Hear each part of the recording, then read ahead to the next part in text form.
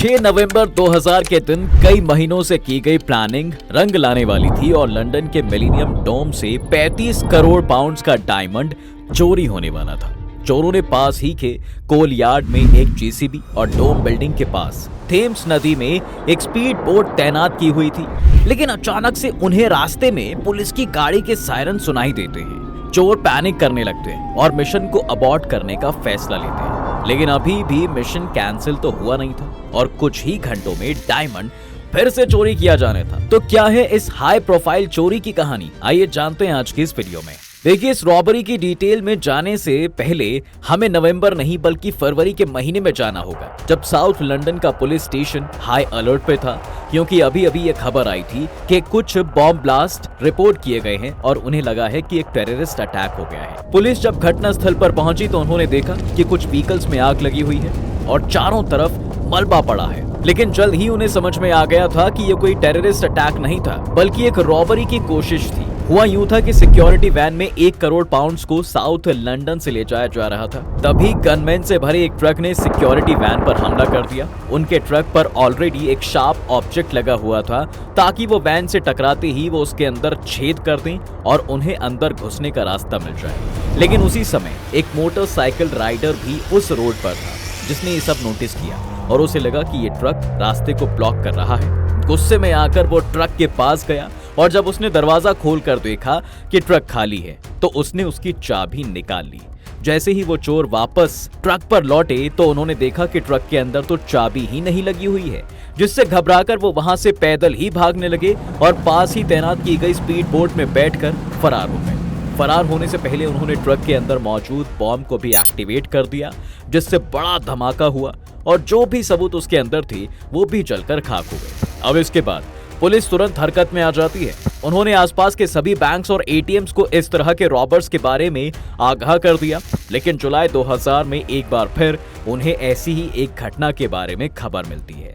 इस बार भी गन्स के साथ इन चोरों ने एक आर्मर्ड वैन को लूटने की कोशिश की थी, लेकिन तभी वहां पास में ही एक पुलिस वैन ने उन्हें नोटिस कर लिया और वो मदद के लिए पहुंच गई। जल्द ही पुलिस कार को देखकर चोर भाग खड़े हुए और इस बार भी उन्होंने भागने के लिए एक स्पीड बोट का सहारा लिया। पुलिस जानती थी कि इस बार वाली रॉबरी भी उन्हीं चोरों ने प्लान की थी और फिर एक टिप के जरिए वो लोग उनके ट्रक को आइडेंटिफाई करने में कामयाब रहे और उन्हें टोंग फार्म के नाम से जाने जाने वाले एक फार्म के बारे में पता चला जहां इस तरह के चुराए गए ट्रक्स रखे जाते हैं।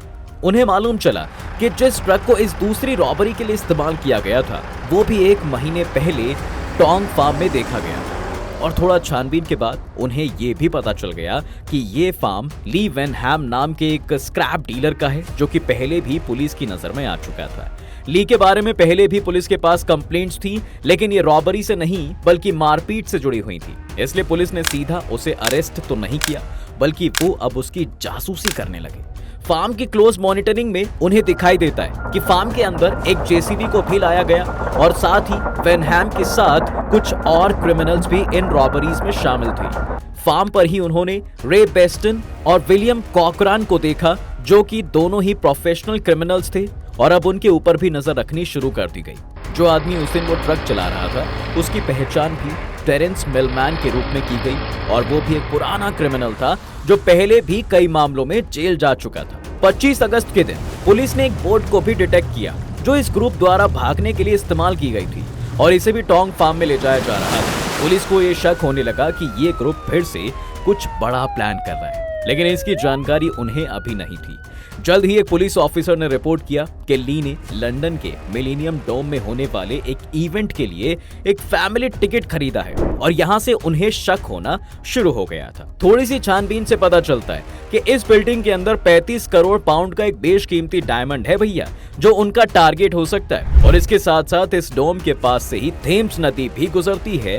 तो पुलिस ने ये भी कंक्लूड किया कि पिछली 2 रॉबरीज की तरह वो भागने के लिए इस बार भी किसी बोट का ही इस्तेमाल करेंगे, जिस वजह से फार्म पर वो बोट लाई गई थी। अब जिस दिन ली ने टिकट खरीदी थी उस दिन तो पुलिस ने अपना एक ऑफिसर बिल्डिंग के कंट्रोल रूम में तैनात कर दिया था, जिससे कि वो सभी कैमरास पर नजर रख सकता था।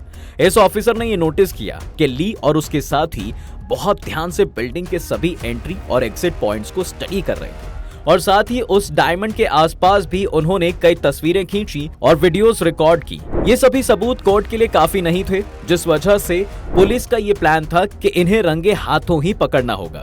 पुलिस ने मिलेनियम डोम के ओनर से बात की और डायमंड की सिक्योरिटी के बारे में जानने की कोशिश की। पुलिस को बताया जाता है कि जिस वॉल्ट में डायमंड को रखा जाता है वो काफी सिक्योर है और चारों तरफ से मोटी कंक्रीट की दीवारों से घेरा हुआ है। इसके अलावा जब उसे पब्लिक डिस्प्ले के लिए बाहर निकाला जाता है तब भी उसे अनब्रेकेबल ग्लास के अंदर रखा जाता है, जिसे तोड़ने में कम से कम तो 30 मिनट का समय तो लगेगा। पुलिस को यह भी बताया गया कि जल्द ही इस डायमंड को लंदन से निकालकर टोक्यो ले जाने का प्लान है, जहां एक एग्जीबिशन के दौरान इसे डिस्प्ले किया जाएगा। अब पुलिस को लगा कि भैया यही उन रॉबर्स का प्लान है। वो इस डायमंड के ट्रांसपोर्ट रूट को ब्लॉक करने की कोशिश करेंगे और बीच में से डायमंड चुरा लेंगे। 1 सितंबर 2000 जब इस डायमंड को ट्रांसपोर्ट किया जा रहा था, तब लंदन पुलिस ने अपनी हिस्ट्री का सबसे बड़ा एम्बिश प्लान किया। इस ऑपरेशन में 300 से भी ज्यादा ऑफिसर्स मौजूद थे जो पूरे रूट पर तैनात थे और छिपकर ट्रांसपोर्ट ट्रक को मॉनिटर कर रहे थे।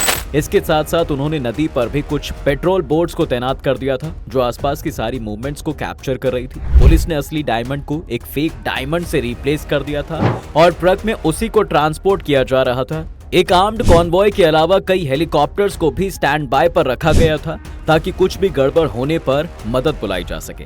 पुलिस ने ये एंटिसिपेट किया था कि मिलेनियम डोम को बाकी के लंदन से जोड़ने वाली एक टनल में ही ये रॉबरी होगी, इसलिए सबसे ज्यादा फोकस तो वहीं पर था।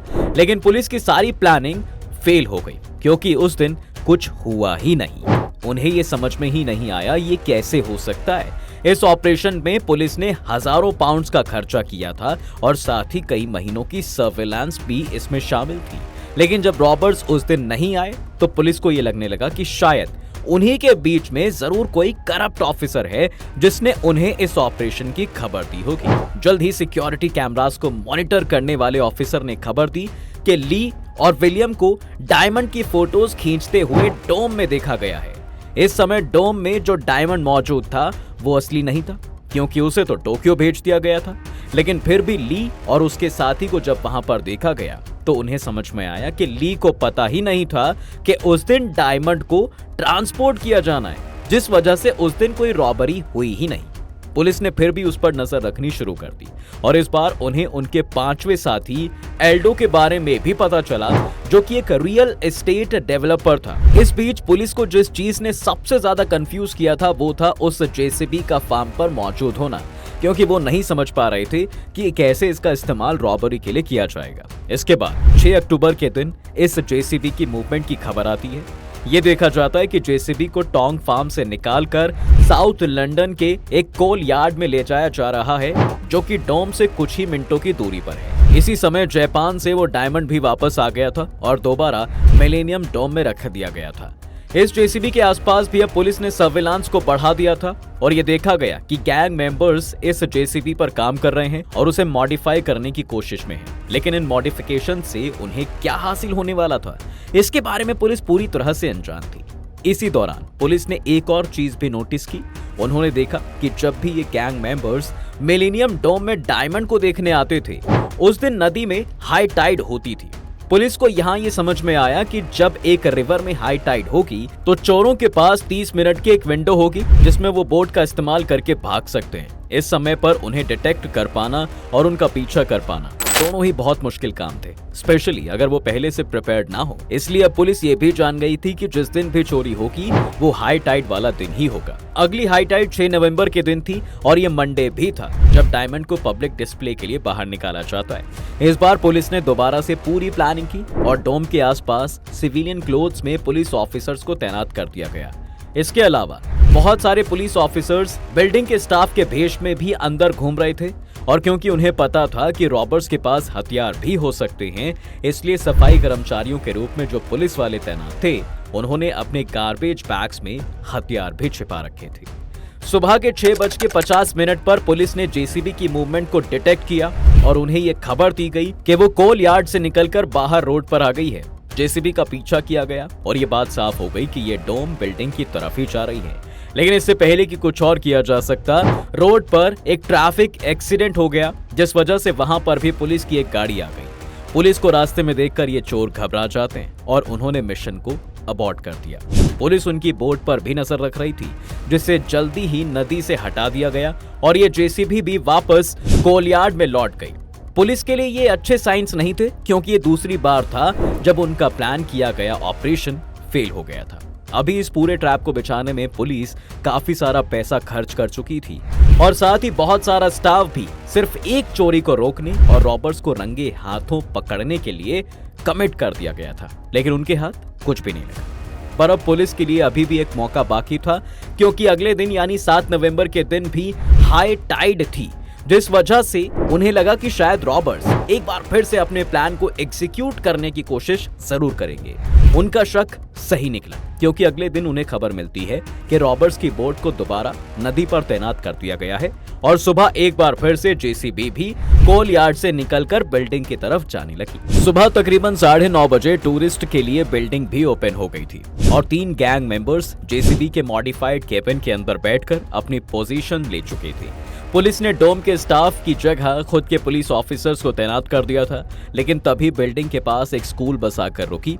स्कूल के बच्चे यहाँ पर अपने ट्रिप के लिए आए थे, लेकिन पुलिस को डर था कि अगर यहाँ पर मामला हाथ से निकलता है तो एक शूट आउट भी हो सकता है, जिस वजह से किसी तरह इस बस को वहां से हटाया गया और बच्चों को दूर भेज दिया गया। 9:33 पर रॉबर्ट्स ने अपने प्लान को एग्जीक्यूट करना शुरू कर दिया और सिक्योरिटी कैमरास में ये देखा जा सकता था कि वो उस जेसीबी को बिल्डिंग के अंदर लाने की कोशिश कर रहे हैं। पहले तो उन्होंने बिल्डिंग के गेट्स को तोड़ा और फिर सीधा बिल्डिंग पर जाकर हमला बोल दिया। इस समय वो बोट भी बिल्डिंग के करीब आ गई थी और जेसीबी में मौजूद लोग उससे उतरकर बिल्डिंग के वॉल्ट के अंदर दाखिल हो गए। स्मोक बॉम्ब्स की मदद से उन्होंने वहां पर केओस क्रिएट करने की कोशिश की और फिर कुछ हथौड़े लेकर वो अंदर डायमंड के ग्लास केस को तोड़ने की कोशिश करने लगे। सिक्योरिटी कैमरास से उनकी सारी मूवमेंट को देखा जा सकता था और तभी पुलिस की एक यूनिट को अटैक करने का सिग्नल दे दिया गया। ये ऑफिसर्स वॉल्ट के अंदर ही छिपे हुए थे और उन्हें देखने के बाद रॉबर्ट्स ने तुरंत ही सरेंडर कर दिया। फाइनली 5 महीने की प्लानिंग आखिरकार रंग लाई और पुलिस ने नोटिस किया कि जो 3 लोग हथौड़े लेकर अंदर घुसे थे, उनमें से एक के बारे में वो जानते ही नहीं थे। इस आदमी का नाम रॉबर्ट एडम्स था, जिसे अभी तक पुलिस ने नोटिस ही नहीं किया था। पर आखिर में यहाँ से सभी को अरेस्ट करने के बाद उनकी बोट में मौजूद लोगों तक भी पुलिस की एक टीम पहुंचाई गई और उन्हें भी अरेस्ट कर लिया गया। बाद में उन रॉबर्ट्स को बताया गया कि ग्लास तोड़कर जिस डायमंड को वो चुराने की कोशिश कर रहे थे, वो तो दरअसल नकली था और असली डायमंड को पहले ही सेव कर लिया गया था। अरेस्ट होने के बाद उन्हें पुलिस की प्लानिंग और इस पूरे ऑपरेशन की जानकारी मिलती है। अब जब ये केस कोर्ट में पहुंचा तो रॉबर्ट्स के वकील ने यह आर्ग्यू किया कि क्योंकि इनमें से किसी के पास भी उस दिन हथियार मौजूद नहीं थे, इसलिए इसे आर्म्ड रॉबरी नहीं कहा जा सकता और उनके क्राइम को सिर्फ थेफ्ट समझा जाना चाहिए, जिसकी सजा तो काफी कम थी। लेकिन जज ने केस के फैक्ट्स पर गौर करते हुए इस आर्ग्यूमेंट को डिसमिस कर दिया और जहां एक तरफ रे बेस्टन और विलियम कॉकरेन को 18 साल की सजा हुई, वहीं एल्डो और रॉबर्ट को 15 साल की। इसके अलावा बोट ड्राइवर केविन को सिर्फ 5 साल की सजा सुनाई गई।